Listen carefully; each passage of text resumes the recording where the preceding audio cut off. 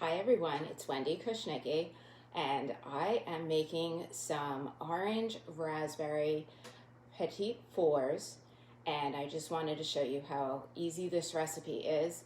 Now, for those of you who are not familiar with Pampered Chef, you probably have heard of our stoneware or our cookware. Maybe you've heard about our food chopper, the garlic press, but we have some amazing baking products as well, and I just wanted to make sure that I shared those with you. So first thing we need is some orange zest. So I am using the new citrus zester and juicer, and I love that it has this huge plate for zesting. There are measurement marks on the bottom, so I don't need a separate measuring cup for measuring out my juice. And all you need to do is just rub your citrus fruit right on here, whether it's lemon, lime, orange. You can see all that zest, that yummy zest going right in the bottom. There we go. You can see that. So I'm actually doubling this recipe because it uses a box of cake mix, and the original recipe fits half of the box, but I'm going to just double it. So, and we will spread the wealth. I'll bring some across the street to my neighbor, so I don't need to eat all of these. Share them with my kids. All right, so I'm going to take this zest, I'm going to put it into a prep bowl so that I can measure that out in a minute. And let's juice these oranges. So I need 1 cup of orange juice.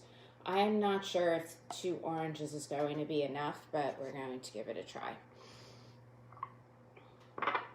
So I actually think I need a little bit more zest. Let's do a little bit on the other orange.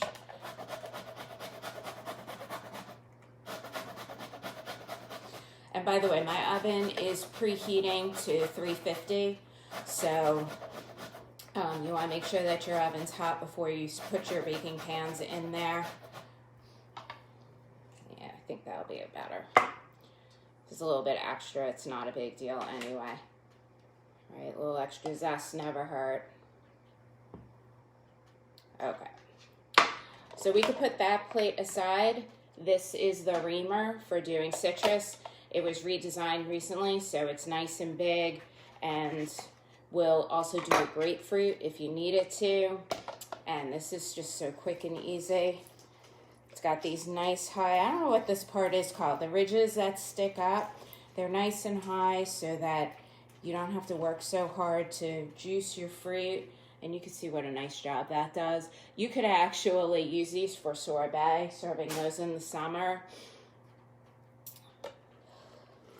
After you use all that yummy zest to actually make your sorbet with your orange juice, whatever else you put in there.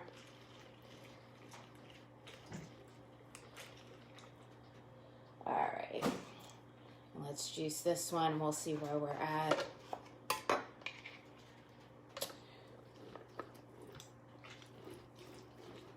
There's also a strainer on the front of this juicer so that you don't have to worry about your pulp. I have quite a bit of pulp coming off of these oranges.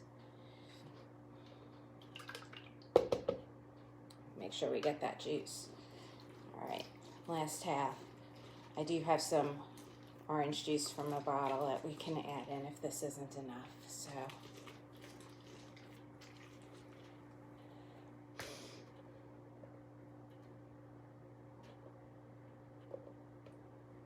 All right, got a lot stuck in here with the pulp.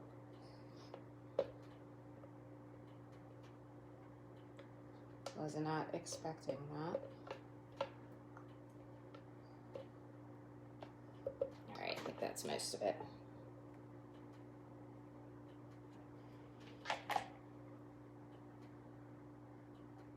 All right, and I am at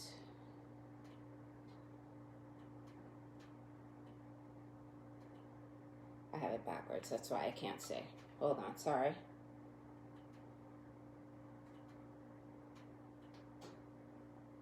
Yep, I am right around 1 cup, so we're good. Okay, so I'm going to use my batter mixer dispenser because since they're Petit fours, they're in this little tiny small wells, and this is so much easier for actually dispensing them. So this piece here, this all comes apart too. So when it goes in the dishwasher when you're done, and you just want to make sure before you start that there's a little metal piece in here that sometimes gets stuck, and you want to make sure that that's actually lined up correctly so that your and I am, something's really stuck in here. Hold on a second.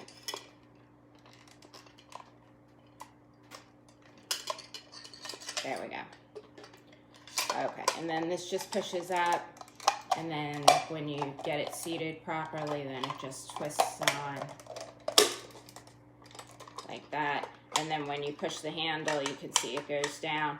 And this adjusts, you can see there's little dots here. So this adjusts how much will actually go into each well. So you want to start with your liquid ingredients first. You want to have this piece on the bottom so it plugs the hole. So we're going to start with some oil, and this will hold the whole box of cake mix. So if you're doing cake or brownies, that will hold the whole box. I'm gonna put my eggs in.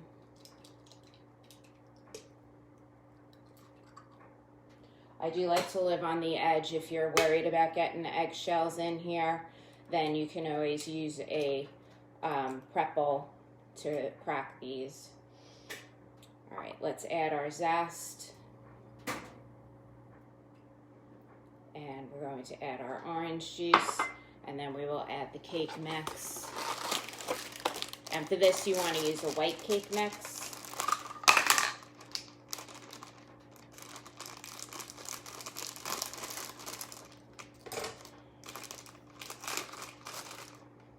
All right, so let's add the orange juice.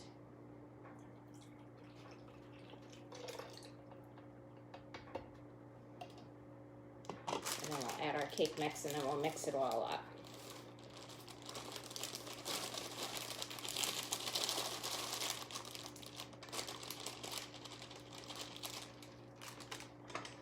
All right, and this has this paddle here on the bottom. So you just put the lid on, twist it so it's locked, and then you just push the, wow, that really didn't want to go. Oh, that was funny.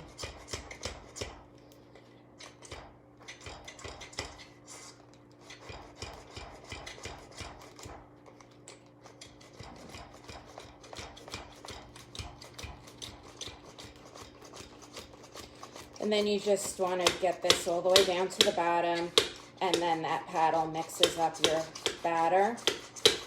So it will do everything. And like I said, then you take the whole thing apart like I showed you before, and it goes right in the dishwasher when you're done.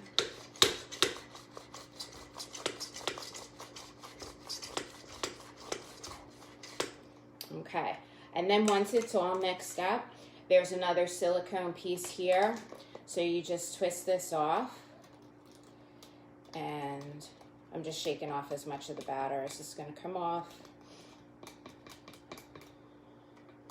And then this piece goes on here.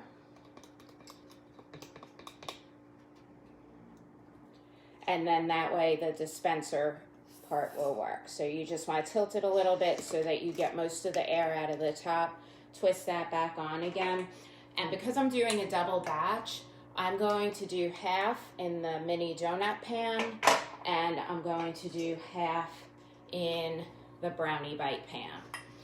So Petit fours are usually square, but the wells are the same size.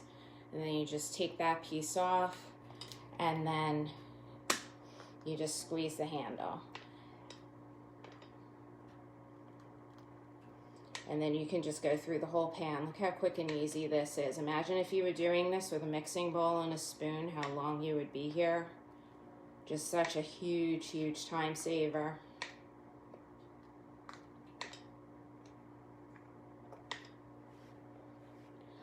I did brush these with a little bit of canola oil before I started with the batter. It is a non-stick pan, just makes it a little bit easier for everything to come out when they're done.